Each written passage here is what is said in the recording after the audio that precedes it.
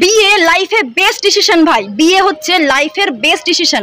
বারবার ঝগড়া হচ্ছে, আবার ঠিক হয়ে যাচ্ছে, আবার ঝগড়া হচ্ছে, আবার ঠিক হয়ে যাচ্ছে। ব্লক, আনব্লক, লাস্ট সিন, কে কাকে কখন মেসেজ করছে, কোন ছেলে কোন মেয়ে, এই সমস্ত কোনো ঝামেলাই নেই ভাই। একেবারে টেনশন ফ্রি। কোথাও ঘুরতে যেতে ইচ্ছে করছে, কোনো বন্ধুদেরকে ফোন করে তেল মারতে হচ্ছে না যে ভাই চল আমার সঙ্গে, কারণ অবভিয়াসলি আমার সঙ্গে এখন বর আছে। কোনো জায়গায় ট্রিপে যেতে ইচ্ছে করছে, আমি শুধু জায়গাটা ঠিক করব, কোথায় যেতে ইচ্ছে করছে, বাদ বাকি ও সব দেখে নিচ্ছে ভাই, ও সবটা দেখে নিচ্ছে। ফুচকা খেতে ইচ্ছে করছে, ও নিয়ে আসছে। মোমো খেতে ইচ্ছে করছে, ও নিয়ে আসছে। বিরিয়ানি খেতে ইচ্ছে করছে, ও নিয়ে আসছে। চকলেট, আইসক্রিম, চিপস, কি কোনটা বাকি রেখেছে? এমন কি আমাকে এই সমস্ত জিনিসগুলো কেনার জন্য দোকানে পর্যন্ত যেতে হয় না, হাত পা ছড়িয়ে ঘরের মধ্যে ঘুমিয়ে থাকি আর ও ঠিক নিয়ে এসে দিয়ে দেয়। হাতে ব্যথা করছে, মাথায় ব্যথা করছে, পায়ে ব্যথা করছে, বর টিপে দিচ্ছে ভাই। কি আরাম, নিশ্চিন্তে ঘুম হয় ভাই, নিশ্চিন্তে ঘুম হয়। যেখানে যখন খুশি ঘুরতে যাব, বর নিয়ে যাচ্ছে, বাবা মা কিছু বলছে না কারণ বরের সাথে যাচ্ছি, শ্বশুর বাড়ির লোক কিছু বলছে না কারণ আমি বরের সাথে যাচ্ছি। এমনকি ঘুরতে বেরোলেও কোনো ছেলে ভাই টোন টিটকেরি কাটে না, কারণ আমার পাশে